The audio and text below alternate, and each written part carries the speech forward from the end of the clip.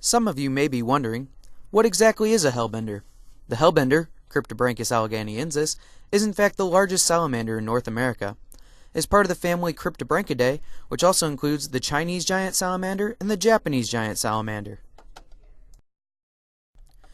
Newly hatched hellbenders have a set of external gills, which after about 2 years they shed, in which case the skin becomes the primary respiratory organ in the species.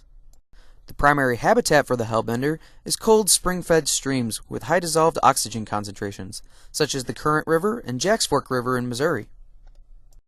Due to hellbenders being a primarily benthic species, their primary food source includes bottom-dwelling species such as the crawfish and other invertebrates. Since 1985, we have seen a huge decline in the hellbender population. Some scientists theorize that this decline is due to the introduction of non-native fish species into Missouri streams. The rainbow trout and the brown trout are thought to be the major stressors for the hellbender's natural habitat. Hellbenders secrete a milky mucus around their whole body when they feel threatened. Originally, it was thought to have an anti-predatory effect and was bitter to the taste of fish.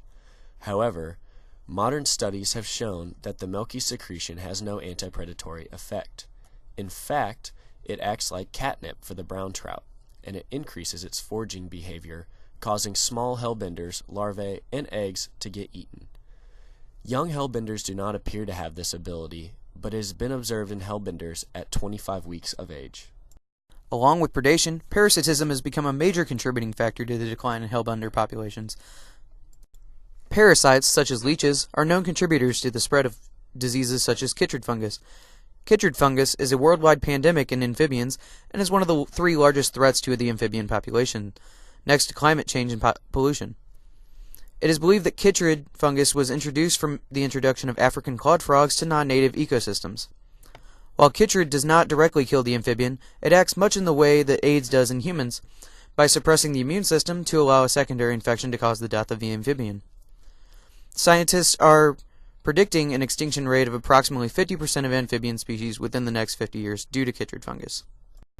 The hellbender's spring-fed habitat is especially vulnerable. Introduction of pesticides into water increases the algae population and decreases the oxygen content of the water, which, as previously stated, is absolutely crucial for reproduction.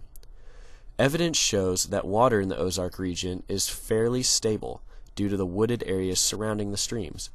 But with modern agriculture, certain areas have increased watersheds, which are increasing the nitrogen and phosphorus levels in the streams. Hellbenders are known to thrive in areas that have cold water springs with increased oxygen in the water. So the lowered oxygen content is really narrowing their friendly habitat. Increases in canoe traffic in rivers such as the Current and Jack's Fork have led to degraded water quality through pollution. More recently, cobalt, copper, and cadmium were found in the livers of Ozark hellbenders after necropsy. Cobalt exposure increases mortality in various animals.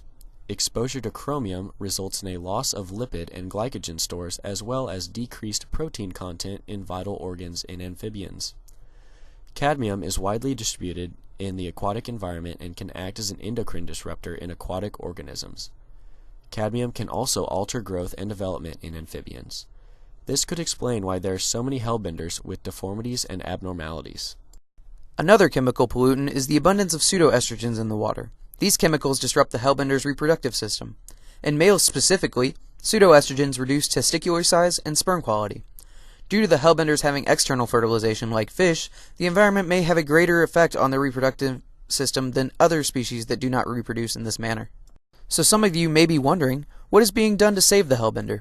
The Missouri Department of Conservation and St. Louis Zoo are currently working together with the U.S. Fish and Wildlife Service to establish a successful breeding facility. In early 2013, the St. Louis Zoo became the first facility in the world to hatch baby hellbenders.